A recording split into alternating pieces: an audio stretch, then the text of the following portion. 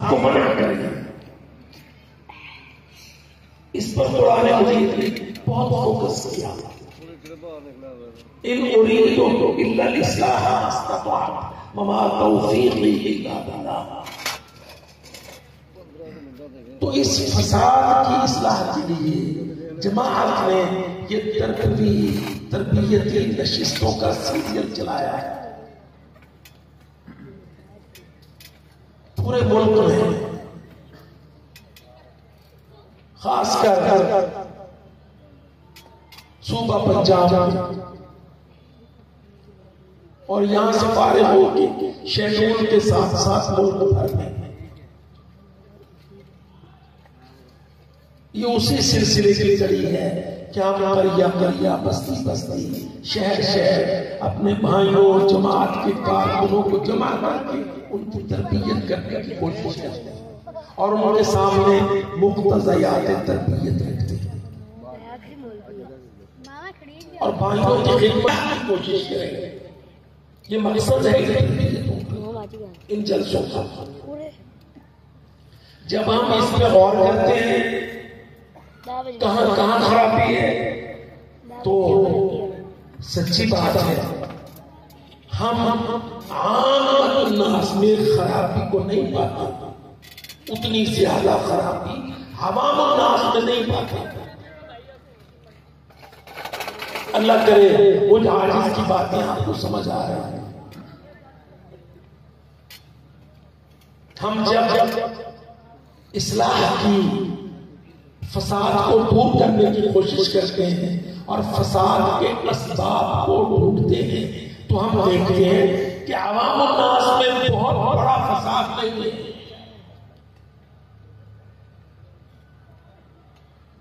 आप देखिए अभी सैलाब से गुजरे, अभी कई इलाकों में कत्ते आदम पानी खड़ा है, सर्दी आ गई है, उनकी मदद करता है।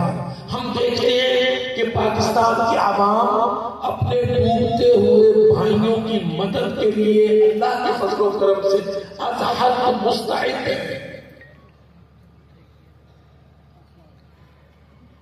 मदद करने पर कमर बस्ता है। अपने पैसे, अपना माल, अपनी मेहनत, अपना वक्त सारे मुल्क ने बेहद सर्फ किया। अगर 3-3.5 करोड़ से 5 करोड़ तक लोग सैलाब से मुतासिर हुए, तो बाकी के अल्हम्दुलिल्लाह मुसलमानों ने, पाकिस्तान के लोगों ने अपने भाइयों की मदद की। देखिए मदद का जज्बा ये इस्लाह की अलामत है, ये खैर की अलामत है और ये हमारे अवाम के अंदर मौजज़ा है।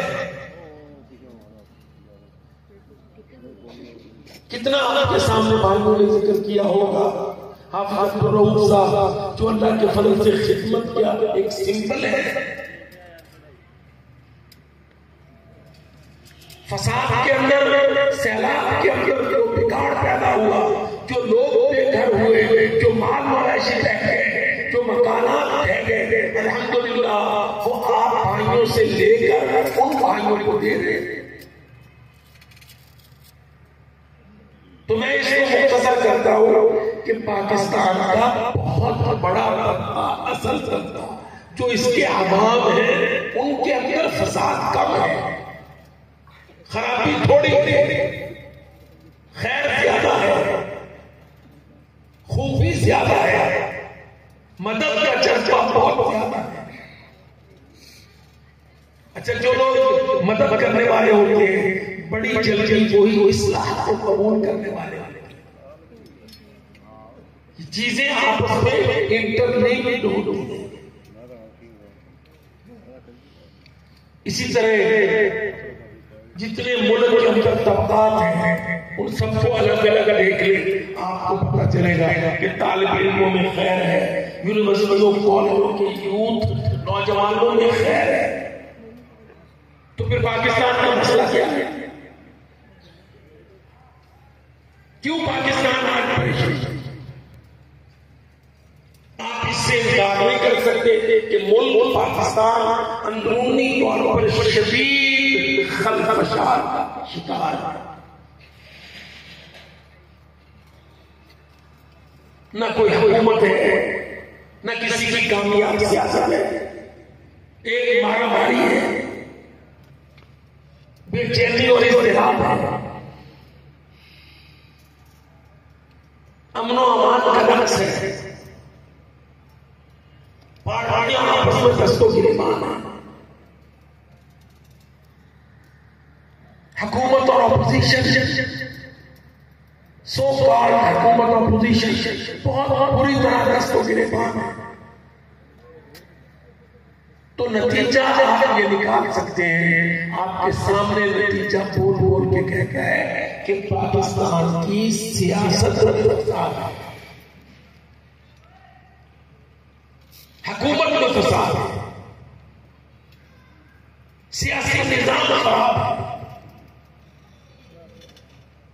बड़े मुख्तसर लफ्ज में मैं बड़ी मातरत के साथ उकाड़ा के भाइयों से कहता हूं, अल्लाह की कसम सियासतदान खराब है।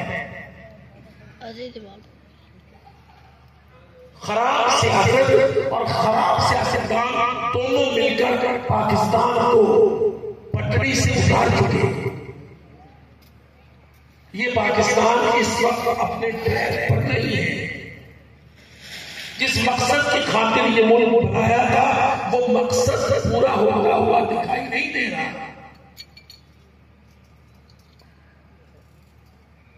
मुल्क के ऊपर हमारे दुश्मनों का दबाव है।